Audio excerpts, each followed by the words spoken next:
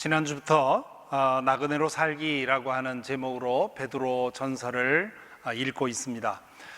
이 기간 동안 교회 예배당에 와 있으면 성경을 펴고 보기가 좀 불편할 수 있지만 댁에 계시니까 특별히 베드로 전서를 쭉 읽어가면서 말씀을 드릴 테니까요, 말씀을 들을 때 베드로 전서를 옆에 펴놓으시고 제가 중간중간에 본문을 얘기할 때 체크하시고 또 메모하시고 그렇게 말씀을 경청해 주시면 좋겠습니다. 당시에 본도, 갈라디아, 가파도기아, 아시아, 비두아니아, 이 모든 도시는 로마의 식민지였습니다.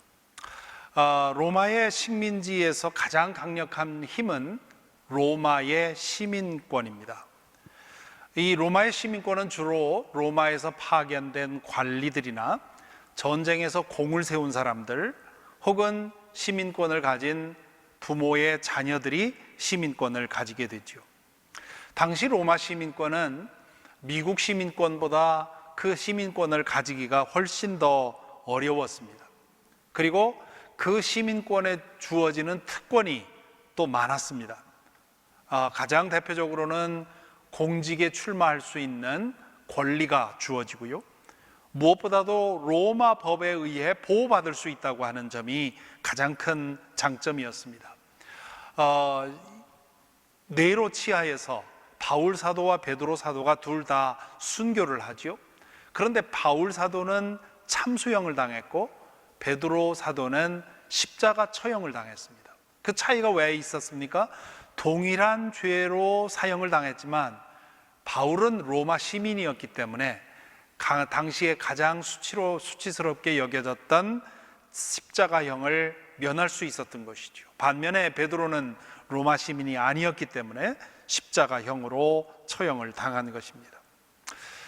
이 베드로 전서의 독자가 되는 그리스도인들, 이 여러 소아시아의 도시에 흩어져 살던 사람들에게 있어서 가장 큰 소망 중에 하나는 로마 시민권을 갖는 것이었을 것입니다. 아마 이 교회의 대상이 되는 그리스도인들은 대부분 로마 시민이 아니었을 가능성이 큽니다. 그렇기 때문에 이 로마 시민권을 어떻게든 얻어보기 위해서 노력을 많이 했겠죠. 이들에 대한 베드로의 선언을 우리가 지난주에 보았죠. 당신들은 로마 제국이 아니라 영원한 하나님 나라에 태어난 사람들입니다. 당신들이 가지고 있는 하나님 나라의 시민권은 로마의 시민권과는 비교할 수 없는 것입니다. 그러므로 이 땅에서 여러분들은 나그네로, 이방인으로, 유배자로 살아가십시오, 그렇게 말씀을 하죠. 그러면서 베드로 사도는 우리로 하여금 하나님 나라의 시민이 된 것에 대해서 하나님을 찬양합니다, 그렇게 얘기를 하죠. 3절 보십시오. 3절에 보면 우리 주 예수 그리스도의 하나님 아버지께 찬양을 드립시다. 하나님께서는 그 크신 자비로 우리를 새로 태어나게 하셨습니다, 그렇게 말합니다. 좀 전에 말씀드린 것처럼 로마의 시민권은 주로 군대에 나가서 생명을 내걸고 싸워서 공을 세우면 로마 시민권을 하사받았습니다. 그것이 당시에 로마 시민이 아닌 사람이 시민권을 따는 가장 중요한 수단이었습니다. 나중에 가면 이제 돈으로 사기도 하고 여러 가지 다른 방법도 있었지만 베드로 사도가 활동할 당시만 해도 그런 방법밖에 없었습니다. 매우 어려운 일이었죠. 상당한 공을 세워야만 그것에 대한 대가로 시민권을 받았습니다. 그런데 하나님 나라의 시민권은 하나님께서 그 크신 자비로 무상으로 주셨다는 겁니다. 아무 값 없이 조건 없이 주신 것이 하나님 나라의 시민권이라는 겁니다. 우리가 무엇을 무상으로 받는 이유는 크게 두 가지입니다. 하나는 그것이 너무도 흔해서 돈을 요구할 수 없을 때 그것을 우리는 무상으로 줍니다. 예를 들면 입던 옷이라든가 헌책이라든가 우리 한 달에 한 번 그레이스 미니스트리에 이 지역 주민들이 오게 되면 그들을 위해서 옷까지도 나누어 주고 뭐 여러 가지 그 도움을 줍니다. 그것은 흔하기 때문에 그 돈을 요구하기가 어려운 것이지요. 반면에 너무도 값비싸기 때문에 값을 매길 수도 없고 그 값을 요구할 수도 없기 때문에 무상으로 주는 것들이 있습니다. 예를 들면 우리의 생명이죠. 생명의 값을 어떻게 매길 수 있습니까? 또한 우리가 숨쉬고 있는 이 공기도 무상으로 너무나 중요하기 때문에 실제로 돈을 주고 산다고 하면 어마어마한 값이 되기 때문에 무상으로 주어지는 것이죠. 사랑도 마찬가지 아닙니까? 진실한 사랑, 순전한 사랑은 그건 무상으로 주고받을 수 있는 것입니다. 만일에 사랑의 값을 매겨서 준다면, 그렇다면 그 사랑의 진정성이 대가에 의해서 흐려지게 되죠. 공교로운 것은 우리 삶의 절대적인 것들은 대부분 너무 값비싸서 값을 매길 수가 없어서 무상으로 주어지는 것들입니다. 그 외에 대부분의 것들은 적당한 값을 매겨서 서로 거래하는 것, 이것이 우리가 살아가고 있는 것이죠. 하나님께서 우리로 하여금 하나님 나라의 시민이 되도록 하는 데에 아무런 조건도 없이 값없이 그 크신 자비로 주셨다, 그렇게 얘기를 하죠. 하나님 나라의 시민이 되는 것이 너무도 값비싼 이유가 크게 두 가지입니다. 오늘 이 말씀에 의하면 첫 번째는 영원한 하나님 나라의 상속자가 되는 것이기 때문에 그것에 값을 매길 수가 없습니다. 4절에 보면 썩지 않고 더러워지지 않고 낡아 없어지지 않는 유산을 물려받게 하셨습니다. 이 유산은 여러분을 위하여 하늘에 간직되어 있습니다, 그렇게 말합니다. 우리가 예수 그리스도를 통해서 거듭나면 하나님 나라의 그 영원한 생명이 우리에게 약속되어 있다는 것이죠. 그것을 오늘 베드로 사도는 유산에 비유합니다. 하나님 나라에서 우리가 누리게 될 영원한 생명, 그리고 하나님 나라에서 우리가 누리게 될 그 모든 것들을 유산이라고 표현을 한 것이죠. 우리가 예수 그리스도를 믿게 되면 영생을 가진다 그러죠. 이 영생에 대해서 많은 사람들이 이해하기 어려워합니다. 그런데요, 지난주에도 그 비유를 들었습니다마는 어린아이가 태어나는 그 과정을 비유해서 우리의 하나님 나라의 시민권을 생각하면 이게 좀 이해하기가 쉽습니다. 생명의 질은 그 생명이 처해 있는 세상의 한계 속에 있습니다. 무슨 얘기냐 하면 어머니 모태 속에 있는 태아는 어머니의 모태라고 하는 그 세상의 한계 속에 있습니다. 그렇기 때문에 9개월이라고 하는 짧은 생만이 어머니의 모태에선 주어지는 거죠. 그리고 그 제한된 공간에서 제의존적인 상태로 살 수밖에 없습니다. 그것이 태아라고 하는, 모태라고 하는 세상의 한계 속에 있기 때문에 그렇습니다. 그런데 그 태아가 태양계 안으로 탄생을 하지요. 그렇게 되면 그 생명은 태양계라고 하는 한계 속에 있게 됩니다. 태양계의 한계가 뭡니까? 크게 말하면 1차원 시간과 3차원 공간입니다. 우리는 이 세상에 태어나서 과거에서 현재에서 미래로 나갈 수밖에 없습니다. 내가 10년 전에 뭘 잘못했다고 해서 그 시간으로 돌아가서 그 일을 뒤바꿀 수가 없는 것이죠. 우리는 오직 죽을 때까지 앞으로 향해 나갈 수밖에 없습니다. 시간의 한계 속에 있는 것이죠. 우리가 그 시간을 초월하는 건 언제입니까? 꿈속에서 그렇게 하죠. 때때로 우리는 꿈속에서 과거의 시간으로 거슬러 올라가서 그때 만났던 사람들을 만나게 되지 않습니까? 이런 한계 속에 있고요, 또 우리는 3차원 공간의 한계 속에 있습니다. 지금 제가 이 예배당에 있으면 제 집에 있을 수가 없습니다. 그것이 3차원의 한계지요.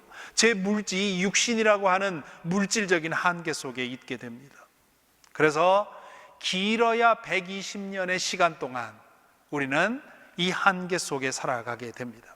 하지만 이 태양계 안에서의 120년의 이 삶의 모습을 태아 속에, 이 모태 속에 있는 태아의 삶과 비교해 보면 어마어마한 생명입니다. 만일에 모태 안에 있는 태아에게 의식이 있어서 그 아이에게 이 120년의 태양계 안에서의 삶의 상태에 대해서 가르쳐 준다면 그 태아가 믿을 수 있을까요? 아마 상상도 하지 못하면 거짓말하지 말라고, 그런 세상이 어디 있겠느냐고 말하지 않겠습니까? 그렇다면 우리가 예수 그리스도를 통해 하나님 나라 안에 새 생명으로 태어난다면 그 하나님 나라 안에서의 생명은 하나님 나라의 한계 속에 있는 거죠. 그런데 하나님 나라는 한계가 없습니다. 1차원 시간의 한계도 벗어나게 되고 3차원 공간의 한계도 벗어납니다. 그것을 우리는 영생이라고 부르지요. 생명의 길이만 길다는 뜻이 아니라 마치 태아의 생명과 우리의 인생이 차이 나는 것 이상으로 하나님 나라에서의 그 삶은 지금 이 땅에서의 우리의 삶과 비교도 할 수 없는 것임을 우리는 성경을 통해서 배우게 됩니다. 사도 요한이 그 환상 속에서 새하늘과 새 땅의 그 환상을 보면서 뭐라고 했습니까? 요한계시록 21장 3절 4절에 보면 이렇게 말합니다. 보아라, 하나님의 집이 사람들 가운데 있다. 하나님이 그들과 함께 계실 것이요 그들은 하나님의 백성이 될 것이다. 하나님이 친히 그들과 함께 계시고 그들의 눈에서 모든 눈물을 닦아주실 것이니 다시는 죽음이 없고 슬픔도 울부짖음도 고통도 없을 것이다. 이전 것들이 다 사라져버렸기 때문이다. 한 여인의 태중에 생명이 잉태되는 것, 돈 주고 살 수 없는 일입니다. 돈으로 할 수 있는 일이면 얼마나 쉽겠습니까? 돈으로 할 수 없는 일이에요. 그건 정말 어마어마하게 값진 일입니다. 뿐만 아니라 그 생명이 9개월 동안 엄마의 태중에서 자라다가 건강하게 태어나는 것, 어마어마한 값으로, 이건 값으로 매길 수 없는 일입니다. 여러분 아시다시피 제가 지난 3월에 손녀를 선물로 받았습니다. 그 과정을 지내면서요, 얼마나 순간순간 그것이 얼마나 큰 선물이고 얼마나 값진 것인지, 이것을 돈으로 살 수 있는 것이 아님을 거듭거듭 경험하고 있습니다. 그렇다면 우리가 하나님 나라의 중생한 사람으로 태어나는 것, 그것은 더 값진 일입니다. 그렇기 때문에 이것은 우리가 노력해서 얻을 수 있는 것도 아니고, 하나님께서 값을 매겨서 우리 보고 사라고 할 수 있는 것도 아니고, 그래서 그를 믿는 자들에게 하나님께서 크신 자비로 그냥 주시는 것입니다. 그렇기 때문에 우리는 하나님께 이 생명에 대해서 감사하는 것이죠. 우리로 하여금 우리에게 하나님 나라의 시민권을 주신 것에 대해서 감사해야 하는 이유, 하나님 나라의 시민권이 값비싼 이유, 두 번째 이유는요, 하나님께서 지금 그분을 믿고 따르는 당신의 백성들을 보호해 주시기 때문입니다. 5절 보시기 바랍니다. 5절을 보면 하나님께서는 여러분의 믿음을 보시고 그의 능력으로 여러분을 보호해 주시며 마지막 때에 나타나기로 되어 있는 구원을 얻게 해 주십니다. 여기에 두 마디에 주목해야 되는데요, 첫째는 그의 능력으로, 그렇게 얘기를 합니다. 그의 능력이란 뭡니까? 천지를 창조하신 하나님의 능력으로. 예수 그리스도를 죽은 자들 가운데서 살려내신 그 능력으로, 우리가 흔히 그 능력을 뭐라고 합니까?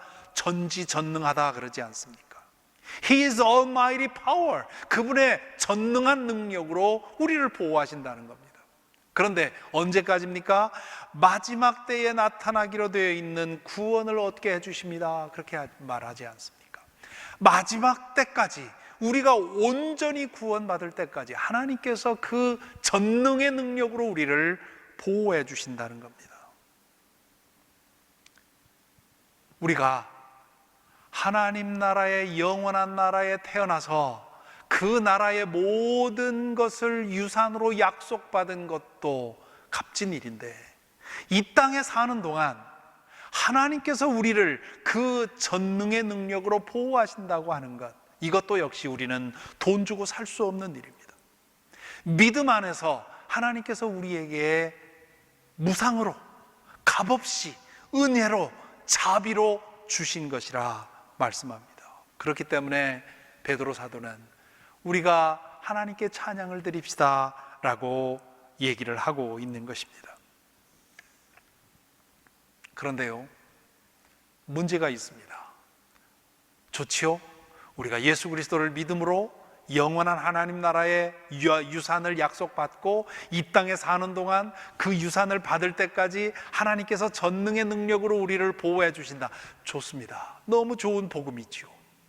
그런데 그렇게 믿고 그렇게 살아가고 있는데 이 땅에 사는 동안 우리가 고난 당한다는 겁니다. 지금 베드로 전서의 독자인 그리스도인들은 여러 가지 고난 중에 있었습니다. 누구나 겪는 고난도 겪었겠죠. 생로병사의 고난. 인간으로, 육신을 입고 인간으로 살아가는 동안 어쩔 수 없이 1차원 시간과 3차원 공간의 한계 속에 있기 때문에 고난은 인생의 필수적인 요건입니다. 거기에 더해서 이 베드로 전서를 당시에 받아 읽었던 사람들은 예수 믿는다는 그 하나의 이유 때문에 또 많은 고난을 당했습니다. 앞으로 읽어가면서 보게 되겠지요. 자, 이런 고난을 당할 때 믿는 사람들에게는 질문이 생기는 겁니다. 아니, 하나님께서 그 전능의 능력으로 우리를 돌보신다는데 마지막 숨 쉴 때까지, 그리고 온전한 구원을 이룰 때까지 우리를 돌보아 주신다는데, 그렇다면 왜 내가 지금 이 고난을 겪어야 하느냐 하는 질문이 생기지요. 거기에 대한 베드로 사도의 대답이 6절부터 9절에 나옵니다. 성경을 보시기 바랍니다. 6절부터 9절에 뭐라고 합니까? 그러므로 여러분이 지금 잠시 동안 여러 가지 시련 속에서 어쩔 수 없이 슬픔을 당하게 되었다 하더라도 기뻐하십시오. 이건 가정이 아니라 지금 실제로 고난당하고 있는 겁니다. 계속해서 하나님께서는 여러분의 믿음을 단련하셔서 볼로 단련하지만 결국 없어지고 마는 금보다 더 귀한 것이 되게 하시며, 예수 그리스도께서 나타나실 때에 여러분에게 칭찬과 영광과 존귀를 얻게 해주십니다. 여러분은 그리스도를 본 일이 없으면서도 사랑하며 지금 그를 보지 못하면서도 믿으며 말로 다 표현할 수 없는 즐거움과 영광을 누리면서 기뻐하고 있습니다. 여러분의 믿음의 목표, 곧 여러분의 영혼의 구원을 받고 있는 것입니다. 믿는 이들이 이 땅에서 고난을 받는 이유는 하나님이 없기 때문도 아니고, 하나님이 무능하기 때문도 아니고, 하나님이 우리에게 무관심하기 때문도 아니라는 겁니다. 그렇다면 왜 전능하신 하나님께서 때로 우리를 고난에 내버려 두십니까? 금을 단련하듯 단련하셔서 우리로 하여금 그리스도께서 다시 오실 때까지 거룩하고 순결하게 남아있도록, 그래서 그리스도 앞에 설 때 칭찬과 영광과 존귀를 얻을 수 있는 그런 믿음으로 우리의 믿음을 준비시키기 위해서 고난을 도구로 허락하신다는 것입니다. 인간에게 고난은 필수입니다. 두 가지 의미에서 그렇게 말할 수 있는데요. 첫째는 인생이라는 보따리의 고난은 필수적인 요소입니다. 인간으로 살면서 난 고난은 당하지 않겠다고 한다면 그건 헛된 망상입니다. 고난은, 어느 정도의 고난은 인생이라고 하는 이 선물에 대한 대가라고 할 수 있습니다. 두 번째 이유는 고난을 통하지 않고는 얻을 수 없는 것들이 있습니다. 베드로 사도는 여기서 고난을 풀무불에 비유하지요. 풀무불에는 두 가지 기능이 있지요. 금을 풀무불에 단련하면 어떻게 됩니까? 순수해집니다. 순도가 더 높아집니다. 99.999%의 그 순금을 얻기 위해서는 불에 여러 번 단련하고 또 단련하고 단련해야 됩니다. 두 번째는 단단하게 만드는 것입니다.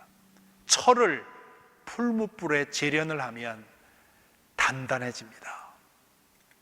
고난은 풀무불과 같이 우리의 믿음을 순수하게 하고 또한 단단하게 만들어줍니다. 작년에 남아공에 갔을 때 거기서 들은 얘기입니다. 남아공의 포도주가 아주 유명하다고 하죠. 세계 탑 10 그 생산지 중에 하나라고 합니다. 그래서 남아공 가는 비행기, 남아공 에어라인을 탔을 때 그저 그 포도주를 요구하는 대로 막 내주는 것을 보았습니다. 그래서 비행기를 타고 가면서 그 포도주 맛을 보고 남아공에 가서 포도주를 많이 먹도록 그렇게 유도하는 것이라고 하는 얘기를 들었습니다. 포도가 많이 나고요, 포도 맛이 뛰어납니다. 그런데 남아공에서는 남아공에서 자란 오크트리로는 포도주 통을 만들지 못한답니다. 그래서 네덜란드 사람이 맨 처음에 남아공으로 식민지를 해서 남아공에서 살 때 그 남아공에서 난 오크나무로 포도주 통을 만들었는데 이게 너무나 좋은 토양에서 자란 나무다 보니까 아름드리 오크나무가 많은데 그게 거기에 포도주를 넣으면 포도주의 발효의 그 힘으로 인해서 그 성긴 그 오크트리의 파이버 속으로 다 스며들고 빠져나가더라는 겁니다. 그래서 남아공에서는 네덜란드나 북유럽에서 자란 오크나무를 수입해서 그것으로 포도주 통을 만든다고 합니다. 춥고 바람 많은 지방에서 자란 오크트리여야 그 티슈가 그 조직이 아주 단단하기 때문에, 그렇기 때문에 포도주의 그 발효의 힘을 견딜 수 있다는 것이죠. 제가 캐나다에 살 때 캐나다 북부에 어느 인디언 유적을 방문한 적이 있습니다. 그 호수 주변에서 자란 나무를 잘라서 200년 전에 인디언 원주민들이 만든 그 동네의 모습이 그대로 보존되어 있습니다. 200년이 넘은 집을 세운 그 나무들이 지금도 그대로 있습니다. 못이 들어가질 않습니다. 그 호수 주변을 돌다 보니까 그 추운 지역에서 그 바람을 맞아가면서 자란 나무들이 뿌리를 어마어마하게 깊게 땅에 내리고 있고요. 그리고 50년, 100년 된 나무들이 기껏해야 사람 팔뚝만한 정도의 크기로, 그러니까 뭡니까? 단단하게 속으로 알이 찬 겁니다. 그렇기 때문에 그 나무로 집을 지었는데 200년 동안 거기에 해충이 끼어들어서 파먹을 수가 없는 겁니다. 그것을 보고 이 고난이 얼마나 나무를 강하게 하는지를 볼 수 있었습니다. 자녀를 길러본 부모님들이라면 다 경험을 하셨을 것입니다. 자녀들이 다 자라면서 부모님들이 원하는 게 뭡니까? 큰 고통 없이 잘 자라주기를 바랍니다. 그래서 그렇게 기도하지요. 하나님, 이 아이가 건강하게 자라게 해주십시오. 하나님을 사랑하는 아이가 되게 해주십시오 하고 기도하지요. 그런데 그렇게 기도하면서 머릿속에 드는 생각이 뭡니까? 고통 없이는 아이가 철들지 않을 것이고, 그리고 어느 정도의 고통은 마땅히 통과해내야 한다는 사실을 우리는 알게 되는 겁니다. 그렇기 때문에 겪지 않아도 될 고통까지 겪을 이유는 없지만, 그러나 꼭 필요한 고난은 이 아이가 잘 통과하게 해달라고 기도하게 되는 것이지요. 인생 여정에 당해야 하는 고통들, 이 고통들은 우리를 순수하게 만들고 우리를 강하게 만듭니다. 특별히 우리의 믿음을 순전하게 만들고 우리의 믿음을 강하게 만들 수 있는 힘입니다. 다만 자동적으로 그렇게 되는 것이 아닙니다. 우리가 그 고난을 어떻게 당해내느냐에 따라서 그 고난은 우리를 무너뜨릴 수도 있고 우리를 세워줄 수도 있습니다. 어떻게 우리가 고난을 당해야 그 믿음이 우리를 정금처럼 순전하게 만들고 강철처럼 강하게 만들 수 있을까요? 고난의 진실을 기억해야 합니다. 고난에 관한 적어도 3가지 진실이 있습니다. 첫째는 하나님께서 그 고난을 지켜보신다는 사실을 기억하는 것입니다. 5절에 우리가 본 대로 하나님께서 그의 능력으로 여러분을 보호해 주신다, 그렇게 얘기했습니다. 그의 능력으로 여러분을 보호해 주신다라는 번역은 사실은 제대로 번역하면 그의 능력으로 여러분을 지켜보고 계신다, 그런 뜻입니다. 지켜보고 계시는 그 하나님께서 때로는 전능의 능력으로 우리의 고난을 제거해 주십니다. 때로는 육신의 질병에 걸렸을 때 그 질병을 제거해 주기도 하시고요, 마음의 고통을 가졌을 때 그 마음의 고통을 제거해 주기도 하십니다. 나로서는 어찌할 수 없는 그런 미움 때문에 고통을 받을 때 하나님께서 그것을 신기하게도 제거해 주시는 경우도 있습니다.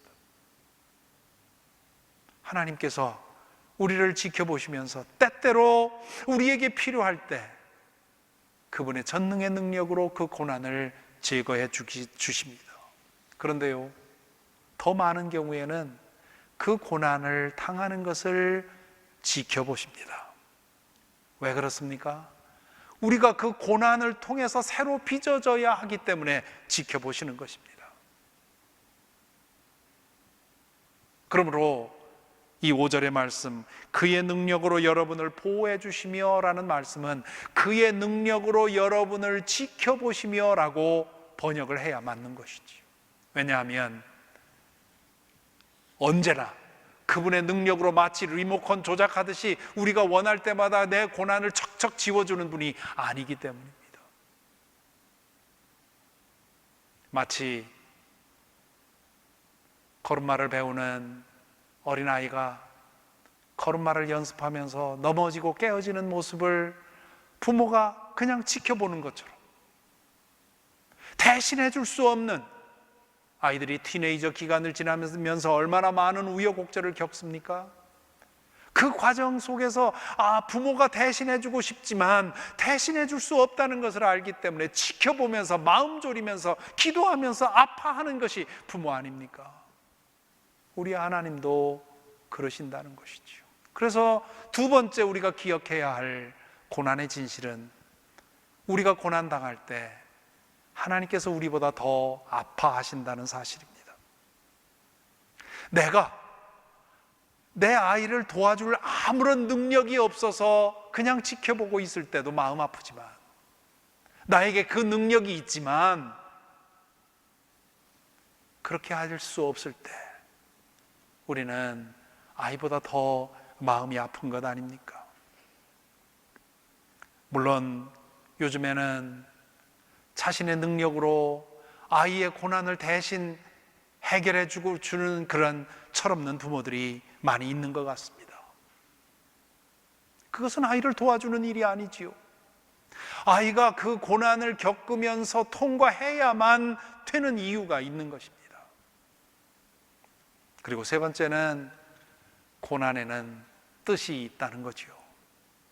하나님께서 그 고난을 우리에게 허락하실 때는 그 고난을 거쳐서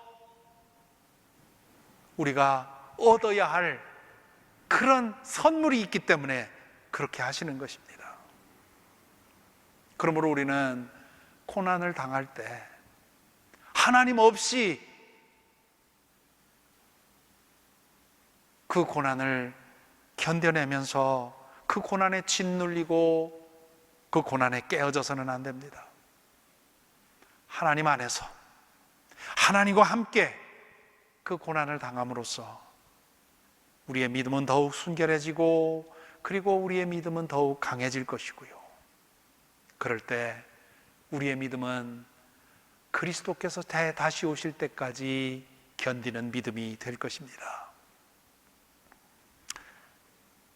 사랑하는 성도 여러분, 여러분 지금 어떤 상황에 살고 계십니까?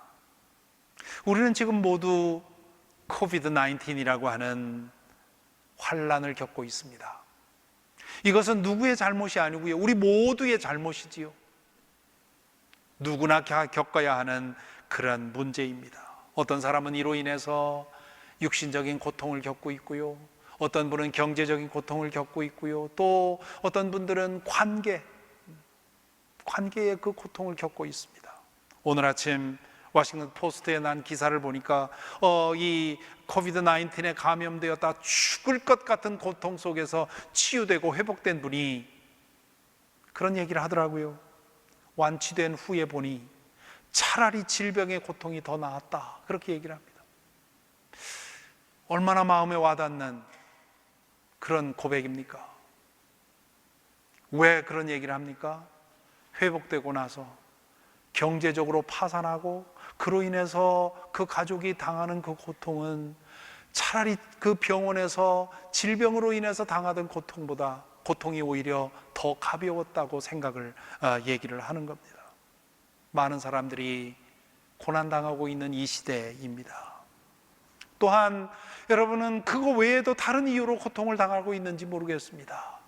육신적인 질병으로, 마음의 질병으로, 사랑하는 사람의 문제로. 우리 교우 한 분은 지금 한국에 나가서 아버님의 마지막 시간을 지내면서 오늘 아침에 저에게 메일을 보냈습니다. 살아생전에 주님을 영접하지 못했던 우리 아버지가 이 마지막 시간 동안 주님께 돌아갈 수 있게 기도해 달라고.